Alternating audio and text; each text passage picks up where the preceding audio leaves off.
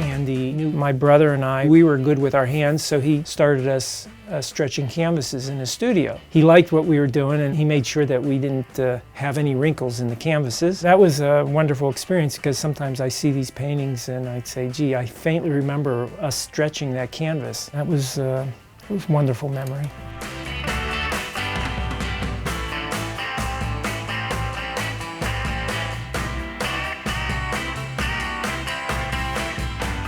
My name is James Warhola. I'm the nephew of Andy Warhol. He had 10 nephews and nieces, and we're all from Pittsburgh, as Andy was. When I came along, my uncle was already in New York, and he was also a successful illustrator. My grandmother, Julia, she had 3 boys. Paul and John got married, and they left the house, and she was kind of left by herself, so she decided that she would go to New York City and take care of Andy. I think he really enjoyed having her because she took care of him like she did when he was a little kid. My memories are mostly my father gathering us up, and we would visit Andy in New York City. It was a long journey. It was always a fantastic trip. First children's book that I wrote was about my Uncle Andy, and of course it turned out it became named Uncle Andy's. My uncle lived on East 89th Street, right off of Lexington Avenue. We'd ring the bell, and it'd take 5 or 10 minutes. It seemed like it took forever for somebody to open that door, but of course, they might have been 2 stories or 3 floors away, and it was either my Uncle Andy or my grandmother, who we referred to as Bubba. He would find a place for us to sleep. Often I would sleep amongst all the soup boxes that he had stored up on the top floor, and that was kind of an interesting experience. He had a great affection for us nephews and nieces. He just loved us coming up and changing his quiet solitude. He was kind of a unique uncle, being an artist. We weren't used to it. Most of the people in Pittsburgh we knew were kind of blue-collar workers, so my uncle was quite a contrast to the world we knew.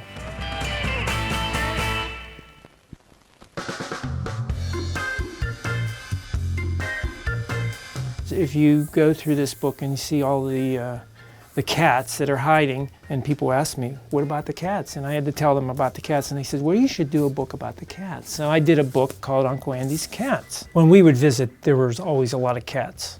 And they were all Siamese cats, and they were a little skittish. And this, I derived the story from my father's explanation that my uncle's first cat came from Gloria Swanson, who was a famous film star. He happened to know that Gloria Swanson's housekeeper.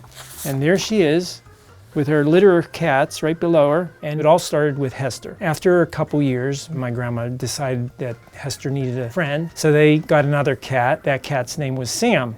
And from that point on, there was several litters of cats that looked like Sam, and they occupied the whole townhouse.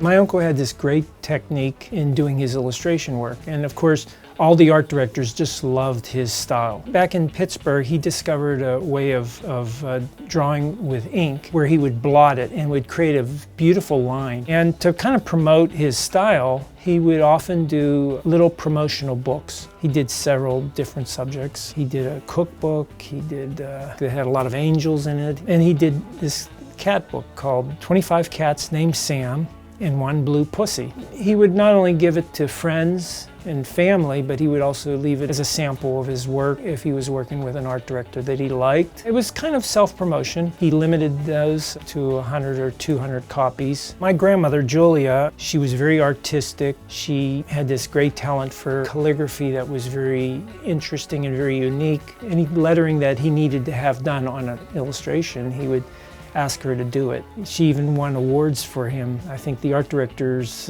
Guild gave an award to Andy Warhol's mother because they found out that she was actually doing the handwriting and not Andy. I took that as inspiration, and I always wanted to become an illustrator as a young kid, and as time went on, I found myself, I've done illustration work for much of my life.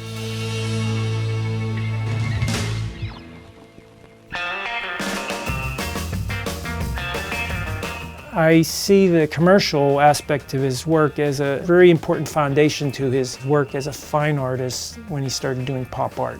Part of my uncle's illustration style was that everything was shown in a positive light and it was very decorative. And so the cats kind of fit into that whole aspect. Of course, everybody loved cats and he did them with such love and joy.